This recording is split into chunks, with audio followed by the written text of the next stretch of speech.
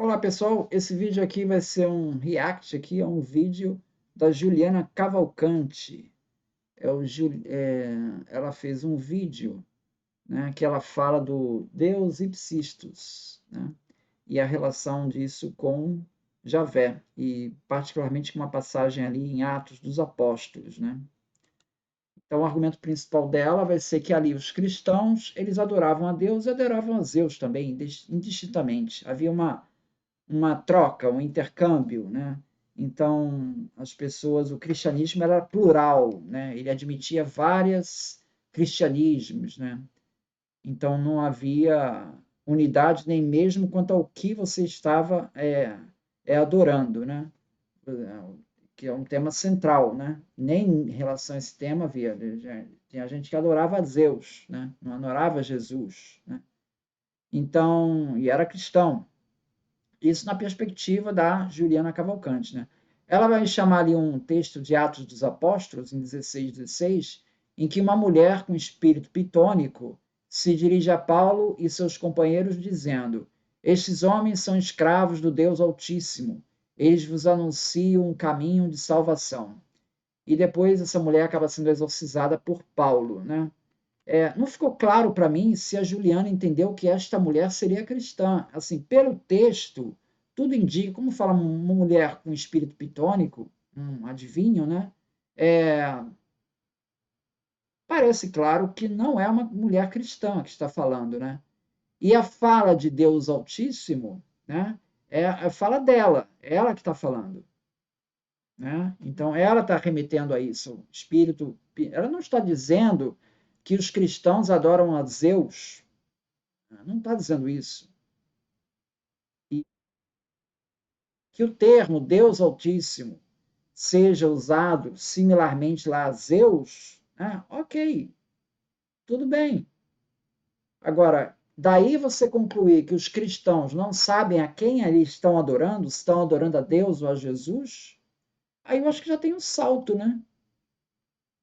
Assim, o que você consegue me provar é que existem passagens pagãs na arqueologia, nos textos pagãos, que fazem relação ao Zeus Altíssimo.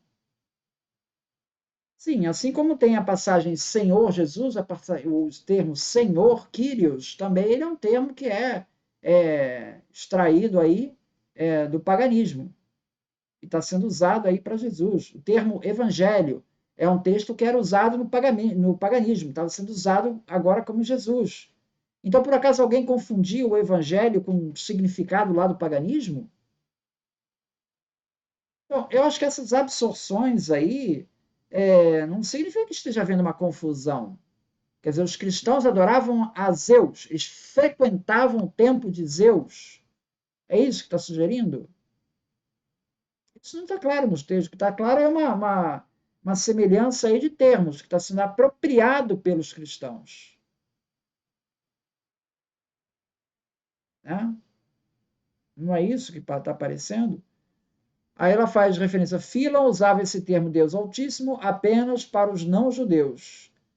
E quando ele se refere aos textos judaicos que usam o termo, né? Que tem várias referências a Deus Altíssimo no Antigo Testamento.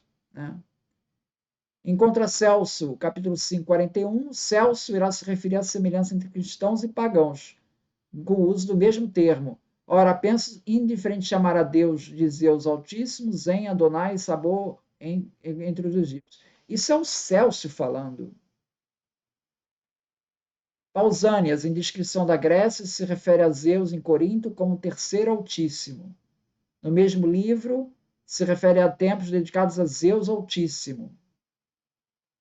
Epifânio, Gregório Nazianzo, Gregório de Nice e Cirilo de Alexandria, nos séculos 4 e 5, identificam adoradores de um Deus Altíssimo, que é confirmado pela arqueologia em 120 inscrições votivas, às vezes ipsistos ou simplesmente ipsistos, que seria Altíssimo, em 34 dessas inscrições, datadas do século II a.C.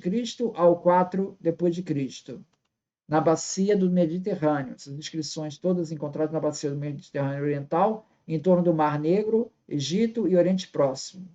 Uma placa votiva encomendada por Talos é dedicada a Zeus e Psisto. e a associação de divindades de Zeus, Apolo e Artemis. Moedas cunhadas em Neápolis, no templo de Antonino Pilo, mostram o templo de Zeus e Psisto construído no Monte Gerizim. Na carta de Aristeias, Apolícrates, capítulo 16, descreve o judaísmo a partir de termos da filosofia grega e afirma ser Zeus uma variante do nome de Javé. Diz assim: para o Deus que vê e cria todas as coisas, cujo eles, os judeus, adoram, bem como todos os homens e nós também, ó rei, apesar de nós tratarmos ele por outros nomes, como Zeus e Dis. Essa carta de Aristeias, ela é citada aqui pelo livro do Conrad Smith, que foi uma sugestão da própria Juliana, tá? E ali ele fala da origem da Septuaginta, e ele fala ali de uma lenda que consta da carta de Aristeias, que diz que ali 72 sábios traduziram a Bíblia hebraica em 7 dias. Então, essa lenda consta da carta de Aristeias e não é dada como histórica, né, pelo autor. Então, existe claramente ali em Aristeias, nessa carta, uma intenção de aproximar o texto dos judeus com a cultura hebraica. Entende? Então, você me dizer que uma carta de Aristeias faz a associação do deus hebraico com o deus Zeus, isso me parece dentro dessa perspectiva do Aristeias de fazer essa aproximação. Ou seja, pode muito bem ser uma aproximação feita pelo Aristeus ali, não necessariamente algo histórico, né? Aí ela faz referência a um texto do Stephen Mitchell, que ele diz: não é intrinsecamente impossível nem implausível que um culto comum até os epsísticos tenha surgido em uma grande parte do Império Romano Oriental entre os séculos II e século IV, especialmente porque este é precisamente o período que viu o desenvolvimento paralelo tanto do cristianismo quanto do judaísmo. Sim. Aí nós temos a questão, né? Bom, primeiro, você está falando entre séculos II e século IV, né? O Atos dos Apóstolos é possível que ele tenha sido escrito no século I, tá? Então, primeiro é essa questão, né?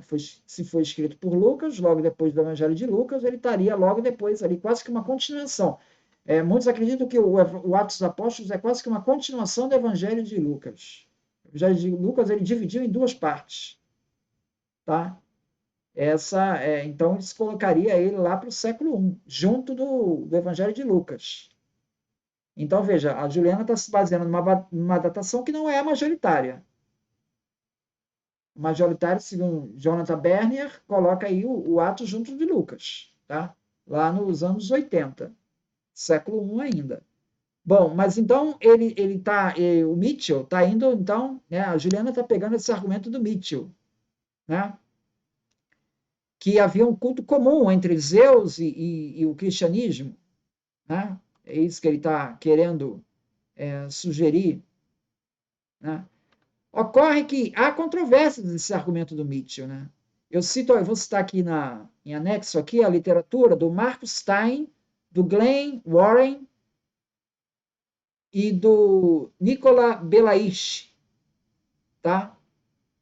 E que eles contestam isso. E aí, como é que fica?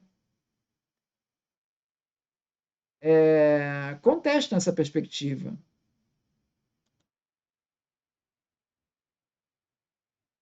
Então, essa tese do Mitchell seria interessante a Juliana apresentar a contestação. Veja, quando você tem num trabalho acadêmico, você apresenta o seu trabalho, você tem que mostrar o contraponto. Agora, aqui no YouTube, tudo é colocado como se só tivesse uma versão. Tem a versão dos fundamentalistas e essa que eu vou te apresentar, tá? Na academia não se questiona essa versão que eu vou apresentar para vocês. Se vocês quiserem questionar essa versão, então vocês são fundamentalistas. Essa perspectiva é que me parece equivocada, né? Você vai considerar aí que esses autores que eu falei, que contestam essa versão de que haveria uma mistura entre cristianismo e Zeus, né? Isso é contestado. Isso não está muito claro nesses textos aí que a Juliana citou, tá?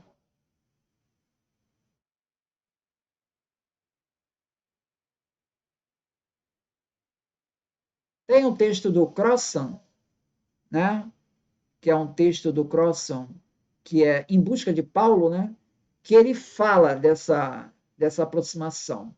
Ele diz assim, em 1910, Listra Calder descobriu uma inscrição em 250 depois de Cristo, em Cedasa, perto de Listra, com uma dedicatória a Zeus e Hermes. E em 1926, um altar de pedra dedicado aos dois deuses. Inscrições encontradas no Reino do Bósforo e traduzidas por Irina Levskaya, na cidade de Gorgípia, em 41 depois de Cristo, mostram um contrato de venda,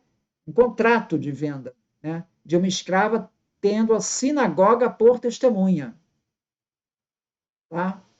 E ali fala: ao Altíssimo Todo-Poderoso, bendito o reino de Mitríades, dedicou a casa de oração, de acordo com a sua promessa, sua escrava doméstica, com o nome de Crisa, sob a condição de que ela não venha a ser molestada nem maltratada por nenhum de seus herdeiros de Zeus, G e Hélio. Então, a abertura que menciona o Deus Altíssimo, Todo-Poderoso e Bendito, é uma fórmula caracteristicamente judaica. Então, fala dessa escrava herdeira de Zeus. Então, Zeus é da escrava, né? Livro 4, Esdras, capítulo 14, escrito no segundo, cerca de 30 anos após a destruição do templo, escrito 30 anos após a destruição do templo, ou seja, final do século I, o texto se refere à formação do cânon como determina o Altíssimo.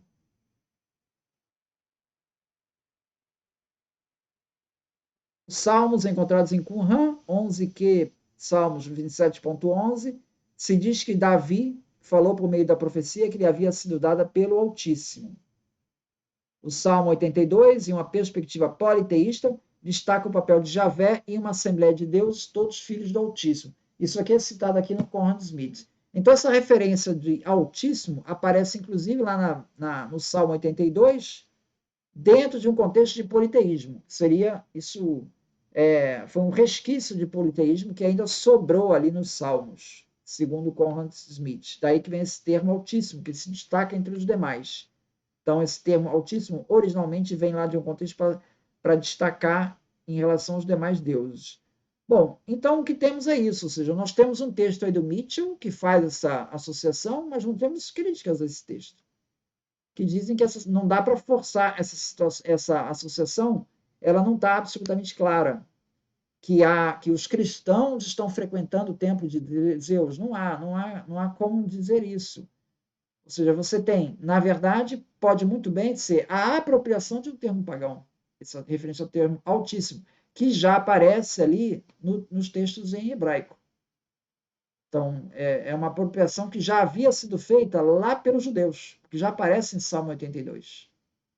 E já aparece em outros termos judaicos. Né? O próprio Philon se refere a isso.